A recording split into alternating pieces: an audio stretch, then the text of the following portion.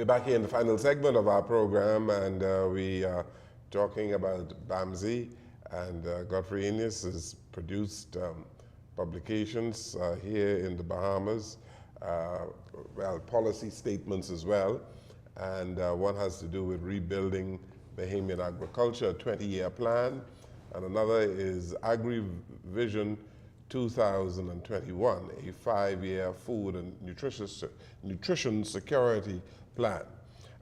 We talk a whole lot about food security, and it's clear that we are unsecure in terms of food in the Bahamas. Yeah, but the bigger argument, Mr. Jones, is that we cannot see ourselves as from an isolationist perspective. All right? There's such a thing called the global agenda. And the Bahamas has signed on to this global agenda. And it's called the 2030 Agenda. The United Nations. Yes, yes, comprised of 17 what is called the Sustainable Development Goals. And if you're going to make any impact in your national programs must be tied to the global agenda. And the global agenda is carried out through agencies like FAO, which is a global entity, AICA, Inter-American Institute for Cooperation and Agriculture, which is a hemispheric, and even at the regional level, through CADI. You have to work through these organizations. You cannot work in no isolationist thing. The problem we face here as a country, we are already disadvantaged by the fact that this perceived per capita income we have of being over $20,000 per annum, which has excluded us from certain programs, for example, in the European Union Development Fund, right? We don't get no soft loans. That is why there's this program called the Samoa Pathway, right? Which addresses what is called SIDS, Small Island Developing States like us. The Caribbean has the largest number of small island developing states. And that is how you are able to insulate your country against natural disasters like hurricanes, where there's an investment fund to help you get that.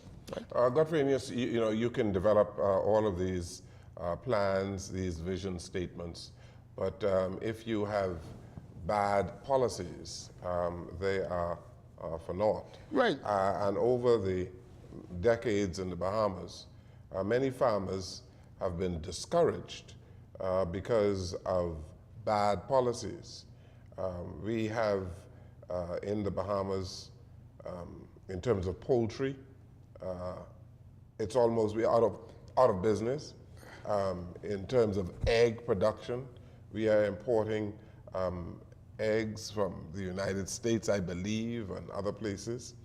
And so the poultry industry has been decimated, hasn't it? As well as the egg production industry? You're absolutely right. Absolutely right, right? And that is my mission, Mr. Jones. That is my mission. Now that I no longer tied to the Institute, my mission is to revive the poultry industry, right? And I've already initiated steps to do that. I spoke to my partner at Rainbow Farms, right? We're going to go back into the egg business, and I've also had discussions with Minas Vardulas in Grand Bahama. He was at one time the largest broiler producer. So we're going to get we're going to get the poultry industry going. Why did they go out of business? And didn't they go out of business because of, again, bad policies on the part of successive governments? Yes, they had what is called, what I've written about it, the duty reduction policy. I remember distinctly in '94, right? When I was attached to, when I was doing work for Gladstone Farms, when the duties were reduced overnight. Overnight. No consultation with the industry. And as a result of that, Gladstone closed, Minas closed, and 300 to 400 people put out of jobs. Come 2008, all right? The egg industry suffered the same fate because you have people making policies who don't know nothing about what they're doing. And thanks for BAMSI, sir. At least under the previous administration, that ceased. All right? Because we are intimately involved in the direction agriculture will take in this country. That is why we embark on the import substitution policy, and that's why we embark on the value-added approach. Back in 94 or 95, thereabouts, I recall a minister of the government saying then that, well, you know, if you need these products, you can easily access them from the United States. Yeah, the argument was exactly what the minister said. If you want potatoes, get them from Idaho. All right? This cheap food policy. And let me tell you what the cheap food policy is done. What the cheap food policy is done. We have a country of which we have a growing number of people who are at the poverty level. According to the Ministry of Social Services, there were 50,000 Bahamians who exist of less than $5,000 a year. And those people can't afford to buy food. Food is unaffordable. You go to Great Commissions, you go to Hands for Hunger. Hands for Hunger produces over 100,000 meals a year because people can't afford to buy food. Food is too expensive. What we have done in BAMSI, and we advertise in the journal and one of the other papers, we show the BAMSI price, we show the USDA price, we show the marketing services price, right? And our BAMSI prices are competitive. And we beat them every time, whatever commodity we produce. We are winning this war. I can tell you, we're winning this war against high cost of food. But you can only continue to win the war if you put in place the kind of policies and programs that would improve the agricultural output in the country. And that's what this agrivision is about. And you have to provide the infrastructure, right? When in 2012, I can show you. I did this deliberately. In 2012, Mr. Jones, in 2012, when we took over agriculture, right? The ministry, there were no extension officers in our family islands. 85 to 90% of the staff was in Nassau. No people in the field. In the Ministry of Agriculture? Yes, in the Department of Agriculture. And the Department of Agriculture was one of the main people who resisted the establishment of this institute. They resisted it because they felt that the government should have given them the money to do it, right? And we had resistance from the University of the Bahamas or College of the Bahamas because the people felt, since it was a tertiary institution, that they should have the responsibility for creating this institute. But the Prime Minister thought otherwise. And hence, this is where we are today. I saw a number of buildings in Andros, some not occupied yet. Yes. When do you think that you would see a consummation of this project? That has been one of the most frustrating aspects of this project. Week after week, meeting with the Ministry of Works officials, and not even to get any progress on the construction phase. We were only the clients. That's what I try to tell you. We were only the clients, right? The cabinet directed the Ministry of Works to be responsible for construction. They designed a whole campus and they asked us nothing yet. That's what happened. We had no input in the design of the campus. And you tell me I was associate myself with them? But you were associated because BAMSI, the company, was wholly owned by the government of the Bahamas, Mr. Eneas. That's on paper. And so you couldn't divorce yourself. That's on paper, that ain't reality. And you reported to the Prime Minister, yes, who was the person responsible for the entire government. I can tell you something else. The Prime Minister, Christy may get mad and Megan say it. He had meetings with the technical staff and administrative staff of the Ministry of Works.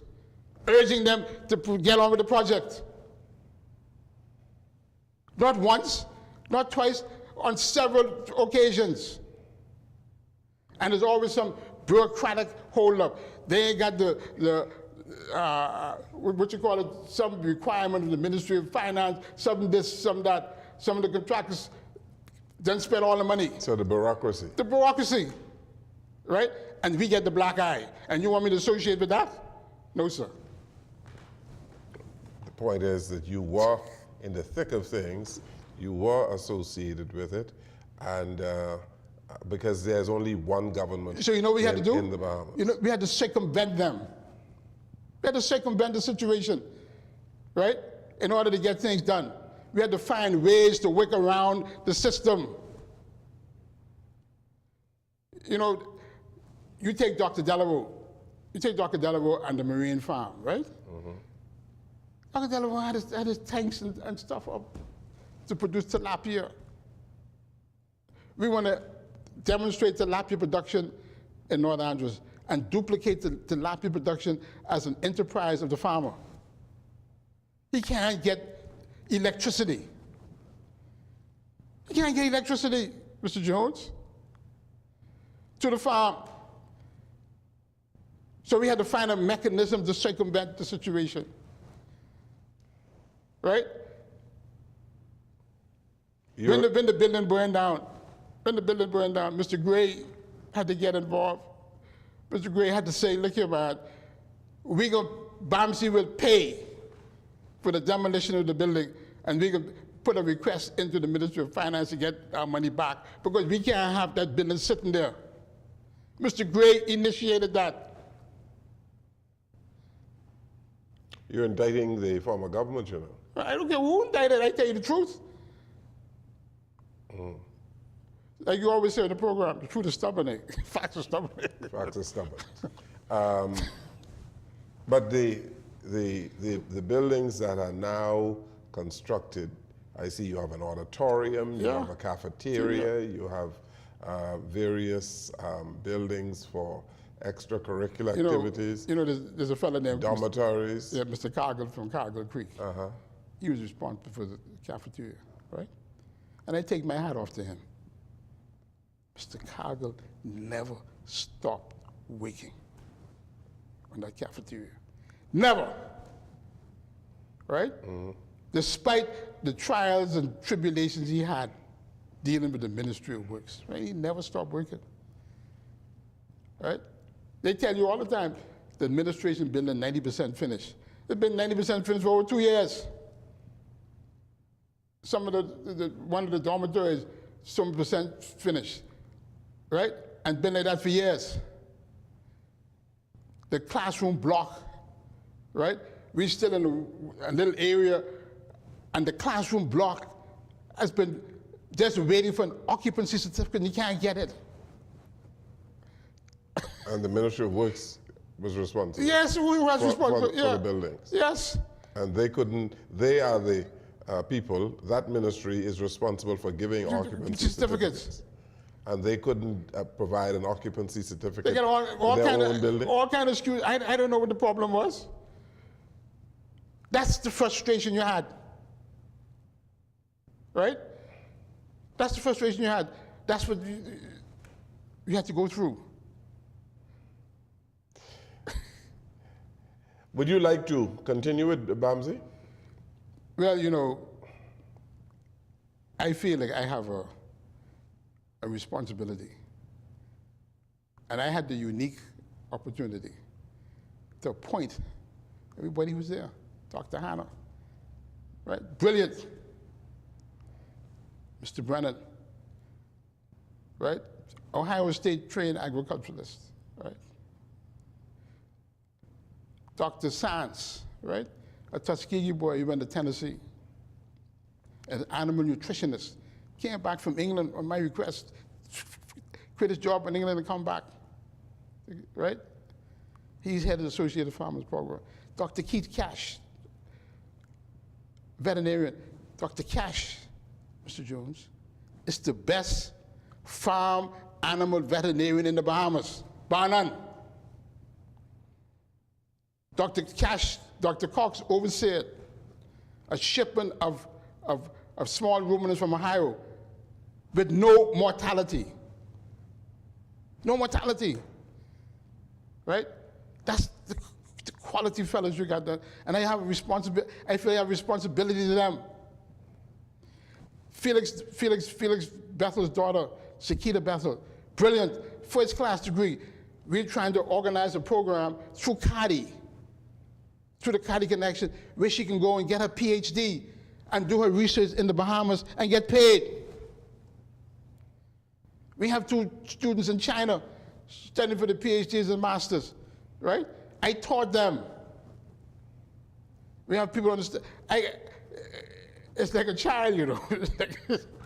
I haven't given birth to a child, and you nurture this, you know. And when I invited my students into our, I don't call them management meetings. I call them information meetings, so that they can understand. We just sent a whole contingent to Jamaica of young graduates, now that they're in the world of work, to see how agriculture is practiced in the region, in the field. That brings me to the point, access to land. Yes. Godfrey Eneas. Yes. There are a whole lot of people who are interested too bureaucratic in agriculture who have not been able to get land. Yes. Why? You have graduates of BAMSI who ought to be given land. Who ought to be given, I agree with you. The 2 ways of getting land. There's one mechanism in the Ministry of Agriculture, and then there's lands and surveys, right? And part of the problem is too many people, Mr. Jones, want to get land in Nassau. And ain't no land in Nassau to get, all right? Farmland in Nassau is almost virtually non-existent, right? But so people got to be oriented to go to Andros or some other island. But even in that case, the process, Dr. Cox applied for land and can't get land. Dr. Cox, man want to raise animals. You see, when you have a professional engaged in production, he got to prove something. He got to prove that what he tried to teach you could work on his farm. So that's the kind of man you need, what you call a farm leader. And he can't get land. I applied for land in Acklands, as you know. I can't get land. So, you know, this whole land bureaucracy is demoralizing. You think these things are going to change? These bureaucratic issues are going to change anytime soon? I think they will change, but a big part of the problem, you need people in policy who understands the sector, right? You need policy people who understand the sector. Godfrey Eneas, thank you, man. Thank you very much. I hope from this program people were able to better understand BAMSI, and we wish you well for the future. Yeah. And I know that you're getting up there in age, but you want to keep your hand in, eh? Oh, yeah. Oh, yeah. You want to keep your hand in. I still feel I got one more book in me, and my personal challenge are 2 things: reviving the poultry industry and renewable energy. That's the future. Thank you so very much. Thank you for being here. Thank you for watching and listening to our program today. Good evening, everyone.